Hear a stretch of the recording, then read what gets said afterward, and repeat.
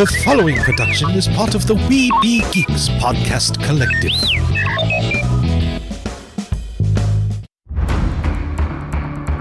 From days long ago, from uncharted regions of the universe, comes a legend. The dream that came through a million years, that lived on through all the tears. It came here, the Fandom Nexus. Fabulous secret powers were revealed to our host as he plugged in his microphone. I have a podcast! Here he is, your Spider-Pan, Jeremy.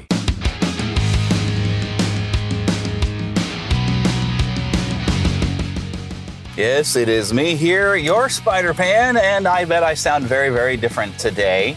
How things have been going have been keeping me fairly busy, and I just really haven't had much opportunity lately to sit down at my normal studio desk and record. There's always something here, and so I figured, well, when I'm driving to work today, I can hook up this lavalier lapel mic, and I can get an introduction recorded, and my plan today is we still want to pay tribute to Dame Maggie Smith, John Amos, and I think there was a few others that passed away here this past month. And so we're going to pay tribute, but in order to do that, I need to have my other 80s junkie, Pastor Philip, here with me. And so when I meet with him later today, because we have a meeting at the church, we're going to take some time after church or before church, and we'll sit down and record the other parts of the show. But I wanted to be able to get an introduction for you because I wanted to get some of our usuals in there. You'll have to ignore the sounds of my car. And I know normally we have much better sound quality than this, but please bear with us. I'm trying to make sure I'm still getting a show out because I missed a week already as it was. Reasons why I missed that week, though, I was working very hard on editing and putting together and releasing the first 3 episodes of Watching Movies with My Pastor, which I kind of want to just call it maybe Watching with My Pastor because I realized there's probably more than movies we're going to watch. There's some TV shows I thought we could watch. But we're watching a lot of older movies, some retro, nothing really modern. We're going to, dip back into the past. Probably going to watch some old musicals that I haven't seen. This all came from the idea that Philip has a lot of movies that I haven't seen, and he wanted to film me watching them because he thinks my reactions are going to be funny and to put on camera. So, of course, he has an idea, and I'm the one that has to put in the work and the effort and the money. I've bought some green sheets that I'm going to use for green screening, which I have not put to use. We have one video up on YouTube already on a new channel, Watching Movies with My Pastor. Go and check it out. Subscribe. You can watch us watching Field of Dreams, highly edited. So the other podcast has launched. There's 2 versions. There is the one that I put on broadcast, which is, for the most part, it's us only the talking, and I edit to all of the parts that we're talking. But then I've got an exclusive version also available on the same Patreon. You go for this channel where you can you'll be able to hear a little bit of the movie. I've got it turned way down, but you'll be able to hear if you want to watch along with us. And I thought that might be fun. And I'm also going to gather on getting a bit more information about the movies that we watch and maybe discuss it as we go, some behind the scenes things. I think we need to put a little bit more effort into some stuff, but we want to be able to talk about some of the themes and spiritual content you might find in some of these old movies. So that is kind of my goal. There, I'm going to hit a few buttons on my thing to make sure I don't get any weird extra static. And we're still picking up? Yes, okay. I better be watching the road and not my recorder. So what have I been doing other than that? I haven't really been watching, I guess, a lot of TV or anything like that, but I have been reading. I ordered and finally received my copy of a Final Fantasy VII book that's based around the remake style and universe, or however you want to call that. It was, it was like two stories. Oh man, I forgot the name of the book. Well, basically though, this is, and you can find it on Amazon. That's where I found it.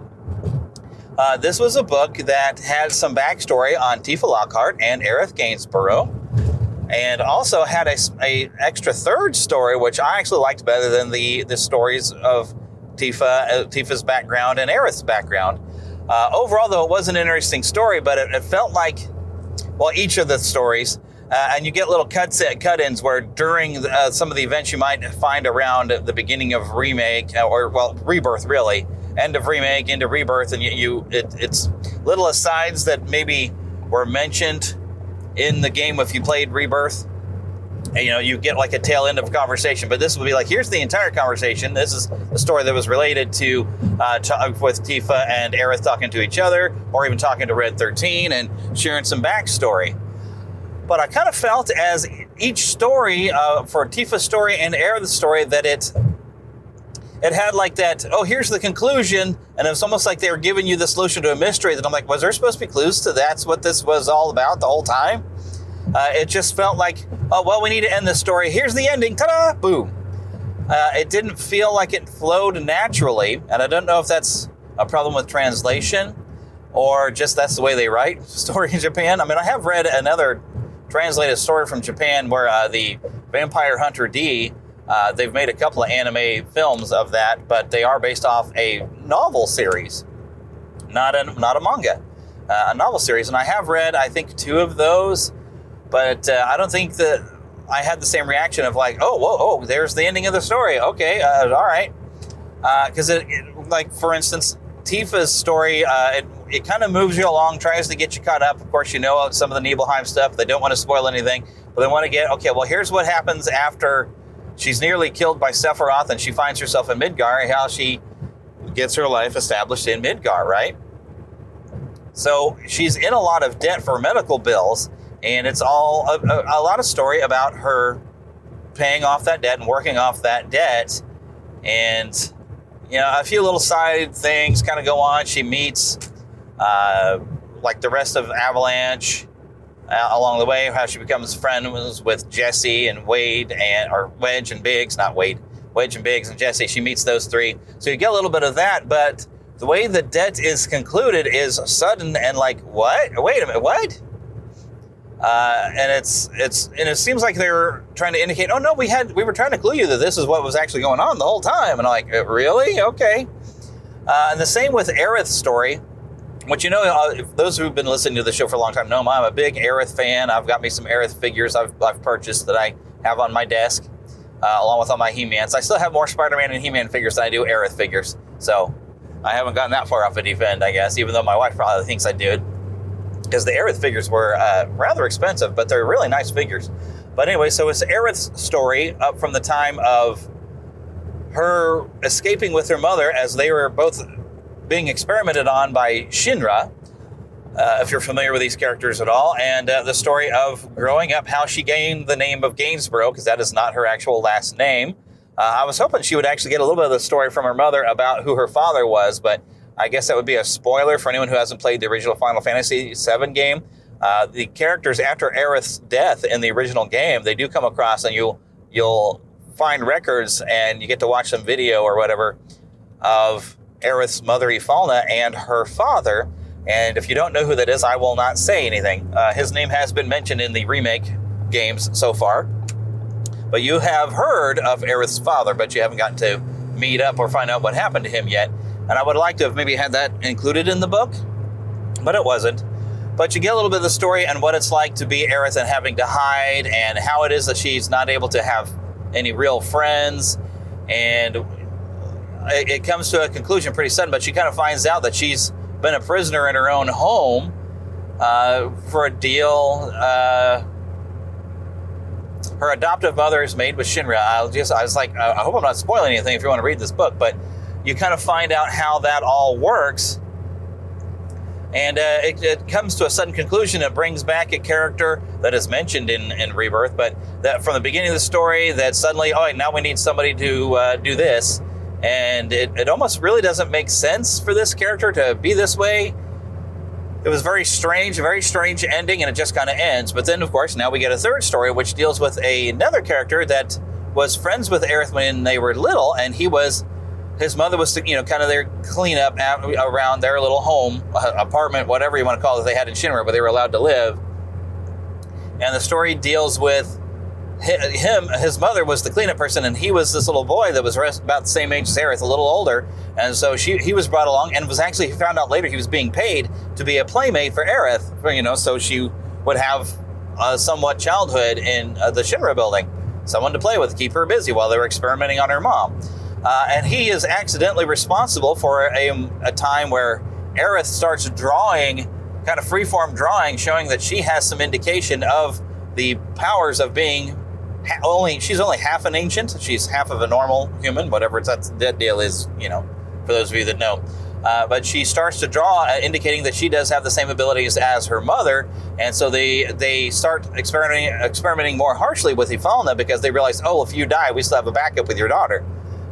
So this guy feels a lot of guilt about that and some other things. And it's about him basically trying to expunge his guilt. And by the end, it's got actually a really sweet conclusion that I actually enjoyed and made the whole story worth it.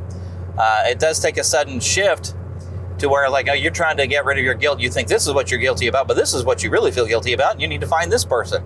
But I did actually enjoy that third story more than I enjoyed the two other stories in this book. But it is a Final Fantasy VII book. You can find it at Square Enix Books or on Amazon. If you do a search for it, you will probably find it. But I think it is worth reading if you're a fan of the game series. I think you'll enjoy it. If you're a fan of the characters, so Tifa and Aerith are a couple of my favorites in those games. I think they're most people's favorite characters, and Aerith is my favorite overall video game character. So I enjoyed reading the book for that, and I just kind of devoured it. And now I've set aside an old Walt Disney book, one of the first Walt Disney biographies that was published by the reporter who frequently interviewed him. I'm going to try to sit and read that one next. But what have I been playing? The Epic Mickey Rebrushed game came out, I believe it's been a week now, I guess, and I've already maybe a little over a week, and I've already completed it. I'm putting videos of it's the first time I ever played it. I played it on the Wii, but I didn't finish it because I had a hard time with the motion control. So I've done a complete playthrough. I've got video of that, and I'm slowly posting it up to the official Neverland Gaming channel. So if you want to check that out, go over there, and you can watch, and you can see for yourself. Overall, some of the sounds sounded weird. It sounded like some of the sound effects were underwater, but I think it was just Mickey's sounds mixed with he's like a paint splatter in a way himself. So when he does big movements, he's got this splooshy sound that he makes mixed with the woo, his normal Mickey jump sounds. So he sounds a little weird, but overall I did enjoy the game. I have thought I might come back and try to earn a platinum on it, although some things I couldn't figure out how to reach. There was one item to get to that in the original game, apparently there was this air jet that would blast you up towards the item you wanted to collect, but in this they gave you a trampoline that I can't seem to figure out. I think there is a timing to jump higher with it, but I haven't quite mastered that. So I don't think I'm going to be getting all the items in it, so I probably will not end up platining the game, but I would like to collect as much as I can, because you can unlock old Oswald cartoons and things like that, and that is always fun. It's nice to watch the old Oswald cartoons. I think there was even a Mickey cartoon I unlocked. I know I've unlocked 2 cartoons. I haven't unlocked the third one because I didn't quite get every film reel. But you can actually go back and replay some of the little cartoon levels where you collect the reel, so you can come back to it a little easier and you don't have to wander around. You can just jump straight in and play those levels, which is nice. So I'm probably going to do that to try to unlock all the cartoons. But overall, I'd say it was definitely worth it. I had to pay more than I would expect for something that's basically, it's not really a remake of the game. It is literally a rebrushing. So they brought it to a high definition and made it look good. I think they tried to do some stuff to tweak the sound, but they just made it look good for modern consoles. So I feel like I paid a lot more than I should have, but that's Disney for you. Also, I finally sat down because it was part of the PlayStation membership that I'm on for PlayStation Plus. If you've ever heard of Doki Doki Literature Club, in Japan, they have different concepts of different games, and some are dating sims, and there's visual novels. Well, this is a little bit of both, but I have been told many times, or heard, that it's a very disturbing game. So I started the Scare Play over at the Neverland official gaming channel, where I do every year around October. I try to play Scare Play, and I try to play some scary games. I have played a little bit of Phasmophobia again, and that's up on the channel. And Doki Doki, I do have the entire playthrough of that. You have to go a bit of a ways. It's very cutesy and deals with some different mental illness type of things that you will have sympathy for the characters that are suffering from depression or whatnot. But it does warn you when you get into the game, if you are easily disturbed, don't play this. Because once you get to a certain part of the game, it does get very, very scary, very disturbing. And I think it was meant to be cleverly played on your normal PC, where the files that you can actually access to see some different secrets and interact with the game. Sometimes there's files that would be on your computer that are part of the game, but they called this the Doki Doki Literature Club Plus because they had to do a simulated computer screen for you to go and mess around with the game's files to see hidden messages and things like that, and interact with the game, and actually to complete the story. There's some action you need to take. But it has some puzzles in order to advance the story. You get stuck at certain areas once everything goes wrong. And it gives you little clues of what you need to go and do, usually within those hidden files. But overall, I did enjoy the experience. I'd spend a lot of time wondering, so when's the scary stuff going to happen? But you get to, you enjoy the characters. I did enjoy the characters. Well, at least two of them I enjoyed. One of them was kind of sour, but I want to explore that character a little bit more, maybe play around with it a little bit, because you can skip some dialogue and get to the points where you need to be. But if you're looking for something that will be free for you to play if you have a PlayStation, look into Doki Doki Literature Club for just a kind of a fun story that suddenly gets very scary and very disturbing as you get towards the end and you find out what's really going on. But that's what I have been reading and playing. And I might get a little news later with Philip. There has been some interesting things pop up. But, I've tried to get away from news so much on this program and just have some fun. So we're going to, it won't be necessarily as fun, but hopefully we'll make y'all have a little smile as we remember some of the celebrities that have entertained us throughout the years on 80s television and films, and even up through the 2000s, and their contribution to entertaining us, and we'll relish their memories. So when we come back, you won't hear the cower sound. I'll be sitting in the church with Philip, and we'll talk about Dame Maggie Smith and John Amos, and probably some other people, because I think some other people have passed, but those were the two that I think were significant, to me. He-Man and the Masters of the Universe will be back right after these messages. And now back to He-Man and the Masters of the Universe. All right, so of course, now here we are with good old Pastor Phil. Hey! And so, as I mentioned in the first half of the show, which I recorded actually while driving to work this morning, we've actually lost quite a few people over the last few weeks that have been quite impactful in our lives. And I've got just a few of them. For Dame Maggie Smith, now I do want to read what Daniel Radcliffe has posted. Sure. But he says, the first time I met Maggie Smith, I was 9 years old reading scenes for David Copperfield, my first job. I knew little about her, except my parents were in awe. I also knew she was a dame, so I asked, would you like me to call you Dame? And she laughed and said, don't be ridiculous. Maggie had a fierce intellect, a sharp tongue, and could intimidate and charm simultaneously. She was, as everyone will attest, incredibly funny. I consider myself extremely lucky to have worked with her and shared time on set. The word legend is overused, but if it applies to anyone in our industry, it's Maggie. Thank you, Maggie. He had posted that to his Instagram account. Now, I think the earliest thing I remember seeing Maggie Smith in that I would have recognized, I think, was probably Hook, if not Sister Act. Sister Act came out. I think Sister Act might have been first. I should have looked that up. Yeah, it was.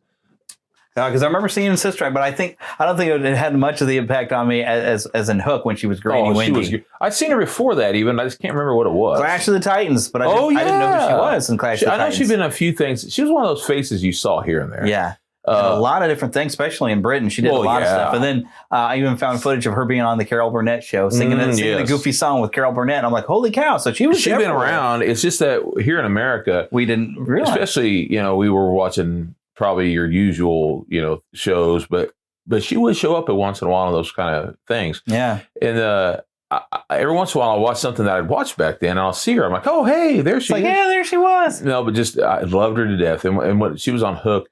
Yeah, she had Granny the heart. Wendy. Yeah, loved her so much. Gotta love her as Granny Wendy. You know what I love about her? No matter what it is, and I'll still think of other things later. But no matter what it is, she always seems like family. Because she reminded me so much of my aunts, and I had so many great wonderful aunts. They weren't always great aunts, although a lot of them were, meaning in relationship.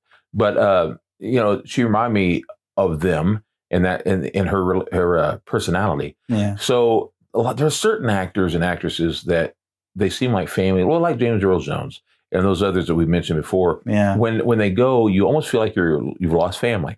Now, I'm sure I'm corny, a very sentimental guy. Mm-hmm. I just am, and that's why I collect so many things I do. But it's just like right here in my office. We happen to be in my church office. Yeah. I have a big mural of things. Anyways, my grandfather, getting back to being sentimental, and I have Donna stuff because I'm a sentimental man. Yeah, and I believe with Maggie. every time I saw her on anything, or even heard her, because I heard her voice sometimes on things, and I knew that she was just so good at bringing it home and feeling real. Yeah. When I finally saw her on Harry Potter, that was one of the things that made me, knowing her and Alan Rickman, people like that, that's what made it feel real to me. Yeah, because she was great as McGonagall to be able to have that strictness, but yet that she had that Mary Poppins quality as Professor McGonagall. Yes. Could seem very, very strict, but have that little twinkle in an eye where she's going to make you stick to the rules, sort of, pretty much. But yet she's also got that little bit of, caring, that little twinkle. And I love the fact that because she did have a great sense of humor. One of her best bits that I always will love is there in the final film when she gets to pull what I call the bed knobs, a broomsticks maneuver, and so gets all the statues down, and she gets over to Mrs. Weasley. I've always wanted to use that spell. Yes. I love that because that is just her entire charm. That's another one, Angela Lansbury. They both had that. Them in a movie together would have been great. Oh, wow, that would have been amazing. And maybe they did. We just didn't. Who knows? Who knows? I say probably. Of course. I think there was a bit of an age difference. I think Angela Lansbury might have been a little older, probably. But still, they could have done some classic because they did. They were some classic films, I guess, that she was in. There is one movie I got to share this because this is funny. I guess I was a Blockbuster back when that was a thing, and I was just looking for a movie to watch, and I've come across this movie, and it had her in it, and Rowan Atkinson in it, and Patrick Swayze in it. It's a British movie called Keeping Mum, and I'm not recommending it. I've heard of that. I'm not recommending it, although there's some good stuff about it. It's, we would say, ornery. And I've even found out since then, in Britain, you can be topless and not be 18. And there is some teenage 16-year-old nudity actually in the movie, unfortunately. They had that with some Romeo and Juliet's back in the day. Yeah. And I was, I didn't realize it was in there. I was like, Keeping Mum. Well, I wonder what this is about. And I was like, it's Rowan Atkinson, and Maggie Smith and Patrick Swayze. Wow, that's weird. And it's a weird comedy that has like some good stuff. Rowan Atkinson is supposed to be like the local pastor or vicar. Yeah. And vicar. So it's an interesting kind of story that goes on there. But what it is Maggie Smith is this elderly serial killer. And she's working as the maid for this family. And the daughter's wild, and first the mother catches her in the back of the van, and that's where you first get exposed. Second time she's exposed as Patrick Swayze is this creep who's always watching outside the window, which is a weird role for Patrick Swayze. But so what happens if anybody who interferes with that family she doesn't like, they end up buried in the backyard, and no one suspects this little old lady who's just a sweet little old lady. Why would you? And so it's kind of this dark comedy. So I got appreciated some of the stuff, and also some of the lessons. Like Rowan Atkinson as a pastor, he's actually having a bit of a crisis of faith that he gets stronger in his faith by the end. So there's some different stuff, but it's just kind of funny when they find out. And the reason why it's called Keeping Mum is they find out the bodies of like Patrick Swayze, who was being a creeper, and when they find like his body or whatever in the backyard, they're like, actually, all these people were horrible people. I'm not saying anything. Mum's the word. Mum's the word. We're keeping mum about the fact that all these people are buried in the backyard because this lovely lady that we've hired turned out she was a serial killer, but she's killing people that are hurting the family. When I first saw her, this is the weirdest movie I've seen her in, and I cannot recommend it because I didn't know it was an R-rated movie. I was just like, look, it's Maggie Smith and Rowan Atkinson and Patrick Swayze. Let me rent this. First time I saw her, she reminded me a little bit of probably you could say the nicest or one of the nicest characters, one of the fairy mothers of Sleeping Beauty. She reminded me of one of them. She's had that kind of niceness about her, and I was like, that's who she reminds me of. One of them. She'd have been a great fairy godmother for Cinderella. She would have been great. She would have been great. She might have been able to sing the song. As far as I know, because she could sing with Carol Burnett. So, but Maggie Smith, she would definitely be missed. But I remember a few years ago, she was diagnosed with breast cancer, and I was like, oh my, and just. Hang on, dear lady, but I think that's probably what she finally died of. I didn't really look up the whole thing. I need to look up some other one, but I do want to pull up Chris Christopherson, which for a long time I hadn't heard of him until HBO had a movie like the Hunter or something. He was supposed to be like this bounty hunter, some this old western with Chris Christopherson, and the only parts of I remember is some guy who's trying to ride with him. And they're sitting there over the fire, and this guy's just a real jerk. And he picks a fight with Chris Christopherson while they're sitting around the fire. Chris Christopherson whoops the guy. The guy throws up, and the other guy that's there with him is like, "Ha! You lost your dinner and the fight all in the same night." Oh, I remember. But yeah, I cannot remember exactly the name of the movie. I think it was something with the hunter, but he was like a bounty hunter. They were tracking. You talking about Chris the Christopherson? Tracker. That's what it was called, the Tracker. He was on Blade, the Blade movie. Yeah, he was in the Blade movies. He was in- But that's the first time I'd seen Chris Christopherson. Oh, I see. hadn't heard of him as a country singer, but I've now, of course, I've seen him on the Muppet He's Show been and all on that. he's been on different movies back in the day. He'd be doing some westerns with Johnny Cash sometimes, or Willie Nelson, and they would do Jesse James films and things like that. He was a good actor, but he was also a very good country singer. He had a gruff about him. Yeah. His eyes would almost hide in his head sometimes. His eyes would be so beady, but he was a very, very talented man. He had talent on both ends with music and with acting. Yeah. Had a few different views. That's interesting. Yeah. Mhm. Well, I'm not going to get into some of his views and stuff. I don't want to get to, because, there's definitely some stuff about him I would not have agreed with. I was trying to look up his career, like Wikipedia. I thought there'd be a list of some of the films he did. I didn't know him very much for his singing. I mainly had seen, oh my gosh, in 1971, Janis Joplin, who had dated Christopherson, had a #1 hit with Me and Bobby McGee from her posthumous album Pearls. I didn't realize he had ever dated Janis Joplin. And I think some of his views were kind of more similar to her. He's not the typical Western guy like you would expect with like Clint Eastwood or John Wayne, but he was an entertaining person. And I only saw one of the, there's the filmography. Only one of the Blade films. Oh, the filmography is not really complete. And there goes my phone blinking at me because my blood sugar is a little high because I ate. Yeah, Chris Christopherson, I don't know that he had quite the impact in my life as like some other people and everything, but I was like, oh, I remember him. And, I remember him singing with Miss Piggy. Oh, yeah. Yeah, on the Muppet Show. But someone else now who passed away is John Amos, which I mainly am going to remember him probably from Good Times. When I was little, we used to watch that all the time. He's from Die Hard 2. Die Hard 2, which he's that surprise villain. Yeah, he was on quite a few things, but every time I saw him, I'd always get sad because, as bad as it sounds, every time I saw him, I always remember when I was a little kid, I thought he had died because of Good Times. On Good Times, his character passed away. Yeah. Finally, my dad had to get it through my head. He wasn't really gone, but I thought he was because, I was little. I was very little when that happened. And, but yeah, I really liked him. I thought he was a very fine actor. Yeah. And I'm trying to figure out exactly when it was, but he was a Kansas City Chief. Yeah, I knew he'd been a football player. I guess I didn't realize that he was. There it is. 1964, Amos signed a free agent contract with the Denver Broncos. Unable to run the 40-yard dash because of a pulled hamstring, he was released on the second day of training camp. He played for various sides during his career: the Canton Bulldogs, the Joliet Chargers, Norfolk Neptunes, Wheeling Ironmen, Jersey City Jets, Waterbury Orbits, and the Victoria Steelers. In 1967, Amos signed a free agent contract with the AFL's Kansas City Chiefs. In 1967, Coach Hank Stram told him, "You're not a football player. You're a man who is trying to play football." I think that's what began his And don't forget, career. Coming to America. Yes. Yeah, Coming to America. He was really great. He was not McDonald's and he got to do guy. the second one, if I remember right. He was on that one. I didn't watch the second one. I heard it was awful. Oh, it was pretty good. It wasn't great. But the other thing he did, he was on Roots. And I never did see that. Yeah, and he did Maude, because Maude is where Good Times came from. Maude was, the spinoff from All in the Family, and Good Times was a spinoff from Maude. Well, that's interesting.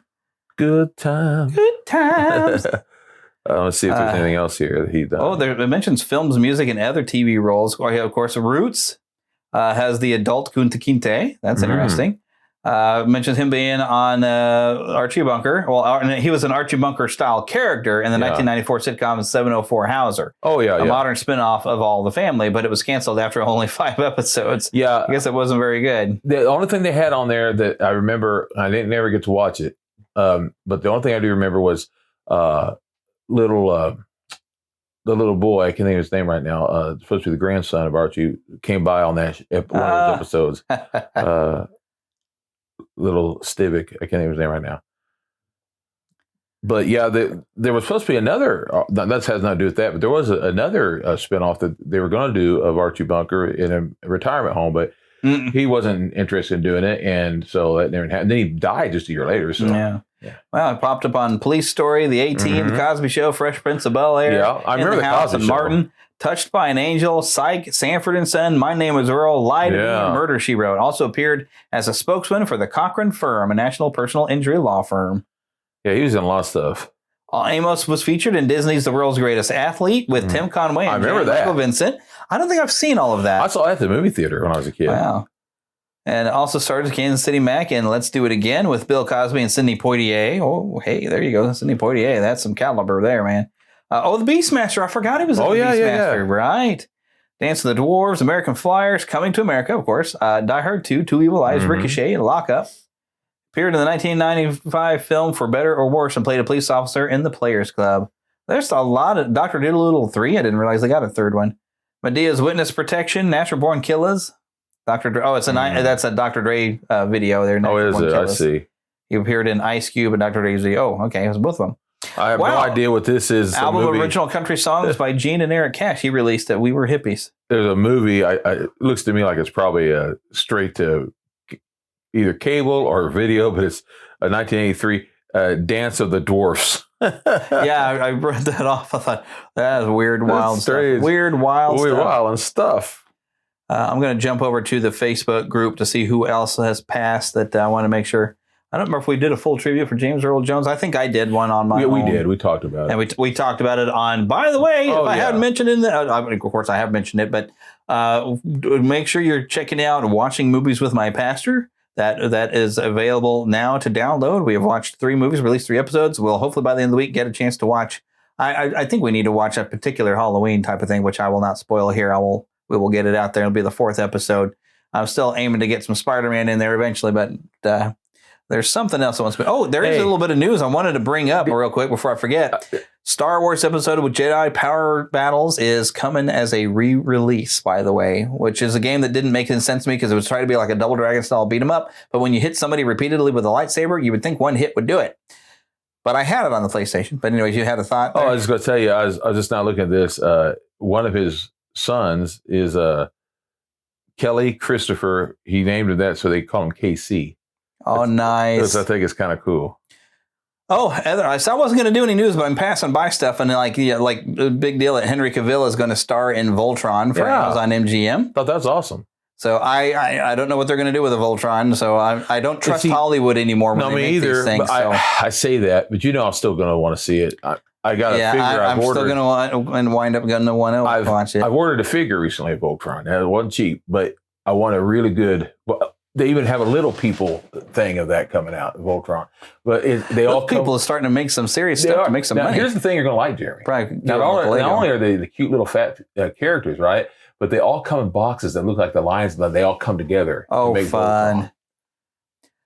Well, I'm trying. Oh, here's something that was just kind of this is a random thing, but did you see the video I posted where Karen Carpenter? I didn't realize that she was one heck of a drummer. Yes, that's how she started. Woo, yeah, she was a Carpenter band. She was playing the drums. But she started that way, and they said, and this is what I remember because it was on the movie, that what they said, because of course, obviously, it's going to get my attention. They said, but how do you get Linus away from his blanket? And that was their little illustration of how we're going to get her away from the drums. Oh, yeah, here's the other guy who was cast. He was somebody who was Tom Holland's understudy over at West End. It's Daniel Quinn Toy, and he's got a starring role in Voltron. Man, where's the other people who passed away?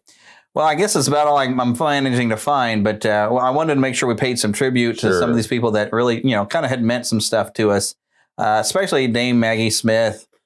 She's, came along later in my life and everything, but she's popped up in a lot of some of my favorite stuff.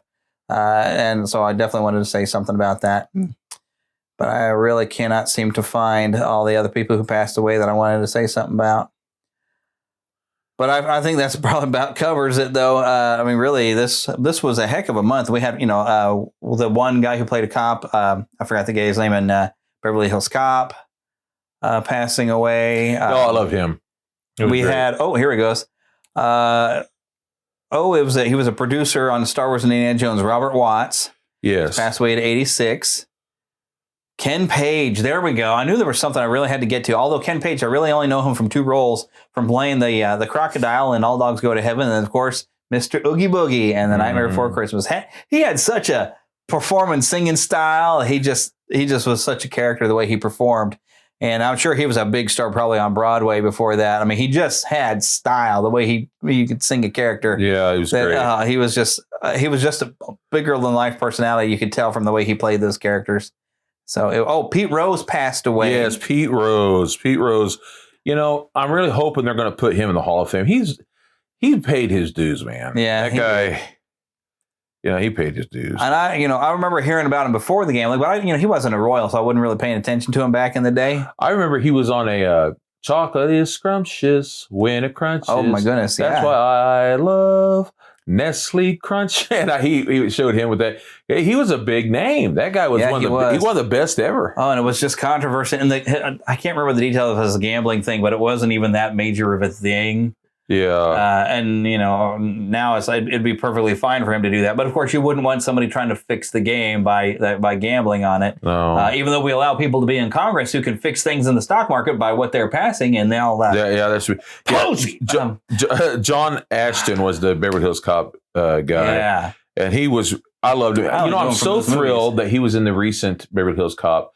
He got to do that because, he wasn't in the third one, and the third one was terrible. But what he was in was one of my favorites. And it's not a great film, but I somehow love it because I saw it on a day where I really needed a good movie. And that was Trapped in Paradise. And he was really great in that movie. He played this guy who worked at I guess you could call it a convenience store. But he was just kind of a annoying guy. He was so good in that role. That's why he wasn't in Beverly Hills Cop. I think you've told me about that movie. Oh, I don't yeah, think I've ever watched. Wasn't it like Dana Carvey? And it's got Dana Carvey. It's got Nicolas Cage. It's got John Lovitz. It's a fun movie. And they're supposed to they rob somewhere and they're trying to get away and they're stuck. They're brothers. And what happens is the two brothers, I'm talking about John Lovitz and Dana Carvey, are thieves and they're pathological liars and all this. And Nicolas Cage does nothing wrong ever. And their mother, she was the lady who played the judge on My Two Dads. And, she popped up in a lot of different things. A lot. Yeah. Anyway, she's their mom, so it's perfect, right? And they're from New York, of course. So they heard from prison. They heard about this wonderful town. This guy who's in prison, he's dying, and he needs to send this letter to his daughter. So anyway, they go down there, and I won't tell you the whole thing if you ever watch it. But do you have a copy of it? Oh yeah, I just was looking at it yesterday. This may be one of the ones eventually we're going to have to watch on Watching Movies with Your Pastor. It didn't last very long in the theater, but it came out on Christmas, and it's a Christmassy movie. So it's one of those I oftentimes watch it in November, maybe into January, because it's one of those. It's not a Christmas movie, but it happens at Christmas, so it's very Christmassy. Yeah. So I'm telling you, it's fun. It's got a lot of great actors in it, tremendous actors. All right, we'll put that onto the list. Mm-hmm. All right, but I figure that's about everybody I had to pay tribute to. I'm going to go ahead and wrap Tito Jackson. Huh? Tito Jackson? What? He died. Did he just die? He died at, I don't remember. No, wait, I'm just looked up people who died recently, and it showed Tito Jackson. I thought he'd passed away a long time ago. It maybe, but it says age 7. I'm not sure. Maybe they've got stuff on here. It said, of course, James Earl Jones said, a couple others here that mentioned John Amos, who we just mentioned. Rapper Rich Homie, which I don't know who that is. I don't care. I'm done, though. I'm going to wrap this up. Go ahead, brother.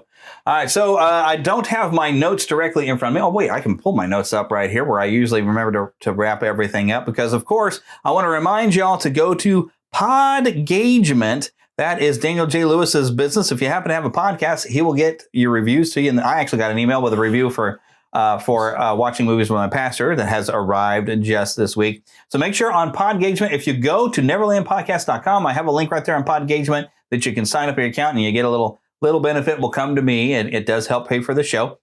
And of course, Dubby, there's a big logo for Dubby. You'll find that one right there. If you're a gamer and you want a good energy drink that's not going to give you the jitters, Dubby is the drink for you. They have lots of different drink powders. You can even get yourself a nice, fun Dubby cup. You just mix it with some water and drink it up. It's got a lot of good vitamins and things in there. Not going to give you the jitters, just a good, healthy amount of energy. Also, if you want to help support the show, become a patron on Patreon or on Red Circle. You can become an exclusive member. Amongst the Patreon and the exclusive, you will not get ads in the middle of the show other than what you're hearing me say right now, but you won't have those interruptive ads. Also, there will be bonus content inside the same Patreon support that you give to this show. Also, we'll have episodes of Watching Movies with My Pastor that you can have more of a watch along. It'll be the full length of the film, and you'll be able to just very faintly hear what we're watching. I'm making sure I'm keeping that in the sound mix so you can watch along with us. All that will be available for our Patreon members. Also, you can become an exclusive member for Watching Movies with My Pastor separately to hear that as well. And of course, it does help out the show to help me pay for the show, and I do appreciate you. We do want to thank Karen Kennedy, Ricky Pope of Christian Nerds Unite, and Darren Wilhite of the Wilhite and Wall Show for their help in making our introduction. Of course, you can email us, podcast@neverlandpodcast.com. Follow us on Twitter or X at NeverlandPcast. Find us on Facebook, Neverland Podcast. There is, of course, a group and a fan page. I recommend joining, the group because we get to interact a lot more. It's a lot easier for me to post and share fun things. Of course, if you go to NeverlandPodcast.com, you can join the Neverlanders, become a Lost Boy or Pixie. Why do we have Pixies, Phil? Because I can't remember. Because girls are too clever. They don't get lost. That's what it is. That's what it is. But you need to choose yourself a nickname. We haven't had any new members to our ranks in a while like that. At least I haven't gotten an email over it. And of course, as we say at the end of every episode, get lost in an adventure. And we'll see you next time.